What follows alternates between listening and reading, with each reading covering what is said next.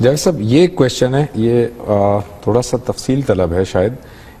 یہ فرماتے ہیں کہ انشورنس کے متعلق آپ کی رائے کیا ہے، اور اس کی خاص کچھ ٹرمینالوجی ہیں، جیسے جہالہ اس میں ایک ٹرمینالوجی استعمال ہو رہی ہے یا کچھ اور ٹرمز ہیں، وہ ذرا واضح کیجیے گا. اور کیا یہ اللہ پر توکل کرنے کے خلاف نہیں ہے؟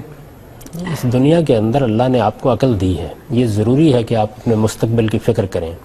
اس کی تعلیم ذاتی زندگی میں بھی دی گئی ہے. قرآن مجید نے یہ بتایا ہے کہ اگر آپ اپنے مستقبل کے لیے بچا کے کچھ نہیں رکھیں گے اور آپ سب کچھ خرچ کر ڈالیں گے تو پھر یہ اندیشہ ہے کہ جب ضرورت پڑے گی تو آپ اس موقع کے اوپر خائب و خاسر ہو کے بیٹھے ہوئے ہوں گے. سورہ بنی اسرائیل میں یہ کہا ہے نا. ٹھیک ہے. تو گویا آپ کو اپنے مستقبل کے لیے، یعنی جب آپ اخراجات کر رہے ہوتے ہیں تو کچھ بچا کے رکھنا چاہیے. یہ خدا کی دی ہوئی عقل ہے. اجتماعی سطح پر اس کی نہایت اعلیٰ تعلیم سورہ یوسف میں دی ہے.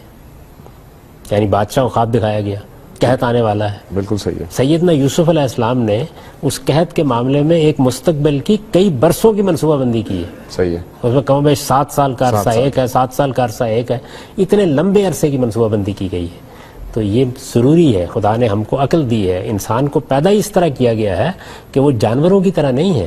جانوروں کے اندر بھی یہ جبلت رکھی گئی ہے کہ وہ اپنے مستقبل کی منصوبہ بندی کرتے ہیں. کتنے جانور ہیں جن کا مطالعہ کر کے معلوم ہوتا ہے کہ وہ بعض اوقات اپنا 6 ماہ کا ذخیرہ اکٹھا کرتے ہیں، غذا اکٹھی کرتے ہیں. بالکل کرتے ہیں. تو اس وجہ سے یہ بات ٹھیک نہیں ہے. اس کا اس سے کوئی تعلق نہیں. آپ کو بندوبست کرنا چاہیے جائز طریقوں سے.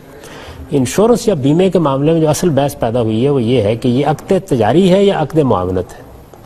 عام طور پر ہمارے ہاں جو فقہی ذہن کے لوگ ہیں اس کو عقد تجاری کے طور پر دیکھتے ہیں. اس کی وضاحت کر دیجیے گا. یعنی مطلب یہ کہ ایسا ہی ہے کہ جیسے آپ ایک کاروبار کر رہے ہیں، آپ سے میں پیسے لیتا ہوں، بیع و شراء کرتا ہوں، یا آپ مجھے قرض دیتے ہیں، تو وہ اس کو ایسے ہی لیتے ہیں کہ جیسے آپ نے ایک کمپنی قائم کی ہے اور میں نے آپ کو ماہانہ پریمیم کی شکل میں قرض دینا شروع کر دیا ہے، اور اس پر اب آپ جو کچھ مجھے دیں گے وہ سود ہو جائے گا. اس کی وجہ یہ ہے کہ قرض پر منفعت کا مطالبہ کیا جائے تو یہ سود ہے. اچھا ٹھیک ہے.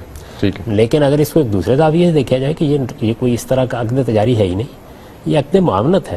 یعنی 10 آدمیوں نے مل کے یہ طے کیا کہ ہم آپس میں تھوڑا تھوڑا کنٹریبیوٹ کریں گے، اور اگر کسی کو کوئی مشکل پیش آئے گی تو اس مشکل کے موقع پر اس طریقے سے اس قاعدے کے مطابق اس کی مدد کر دی جائے گی. اچھا ٹھیک ہے. تو یہ عقد معاونت ہوگا. اب ظاہر ہے کہ یہ عقد معاونت سادہ جگہ پہ بھی ہوتا ہے. یعنی ایک محلے کے لوگوں نے طے کر لیا، خاندان کے لوگوں نے طے کر لیا، ایک دفتر کے لوگوں نے طے کر لیا. اس کو اس سے آگے بڑھ کر دور حاضر میں آرگنائز کر دیا گیا ہے. یعنی بعض لوگ آگے بڑھے، انہوں نے کہا جی ہمیں آپ اس کے آرگنائز کرنے کی ذمہ داری دے دیں. انشورنس کمپنی کیسے وجود میں آتی بن گئی. صحیح ہے. آرگنائز کرنے کی ذمہ داری دے دیں، اور ہم آپ سے کوئی معاوضہ نہیں طلب کرتے. ہم آپ سے اس روپے کو خرچ کر کے آگے اس پہ کاروبار کر لینے کی اجازت طلب کر رہے ہیں. جمع ہو جائے گا نا سارا کا سارا. ٹھیک ہے. اس پہ کوئی اعتراض نہیں کیا جا سکتا. آپ اس زاویے سے اس کو دیکھیں گے تو اس میں جو کچھ بھی آپ کو ملتا ہے وہ بالکل ٹھیک ہے. اس لیے آپ چاہیں تو اس موضوع کے اوپر میں نے مقامات میں جو مضمون لکھا ہے بیمہ کے عنوان سے اس کو پڑھ لیں. غلطی بنیادی طور پر وہاں ہوئی ہے. تو عقد تجاری میں یہ مسئلہ پیدا ہوتا ہے کہ غرر نہ ہو، ضرر نہ ہو، جہالت نہ ہو. یہ مسائل اصل میں عقد معاونت میں ہوتے نہیں. یہ ہوتے ہی نہیں ہے. اچھا آپ جب بیمہ کمپنی کو اس بات کی اجازت دیتے ہیں کہ وہ آپ کے پیسے کو کاروبار میں لگائے اور اس سے منافع حاصل کرے، تو آپ اسے ایبسلوٹ اجازت تو نہیں دے رہے. آپ اسے کاروبار کی اجازت دے رہے ہیں لیکن اسے مطلق اجازت نہیں دے رہے. اگر وہ کسی حرام کاروبار میں لگائے گا اور پھر اس کا منافع آپ کو لوٹائے گا تو پھر تو اس میں قباحت آئے گی نا. اصلاً منافع نہیں ہوتا. اصلاً یہ ہے کہ یہ تجربے سے معلوم کیا گیا کہ جو کچھ بھی آپ ادا کر رہے ہوتے ہیں اس میں ڈیمانڈ کتنی ہوتی ہے. دیکھیے نا، 50 لوگوں نے مل کے 10 روپے دیے تو مطالبہ کتنا آئے گا. اب تک کا تجربہ یہ بتاتا ہے کہ 13% 14% سے زیادہ مطالبہ نہیں آتا. تو اس وجہ سے وہ آپ کی رقم میرے پاس آ جاتی ہے، میری آپ کے پاس چلی جاتی ہے، اصلاً وہی سرکولیٹ کر رہی ہوتی ہے. اچھا. تو اس لیے اس پر بھی کوئی اعتراض نہیں ہو سکتا.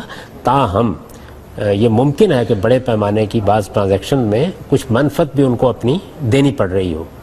یہ بہرحال ان کا کام ہے، ان کو توجہ دلانی چاہیے کہ وہ نیک کام کریں، اچھے آدمی بنے. یہ وہاں ہوگا. اصل میں جو بیمے کا پورا معاملہ ہوا ہے اس میں کوئی قابل اعتراض چیز نہیں.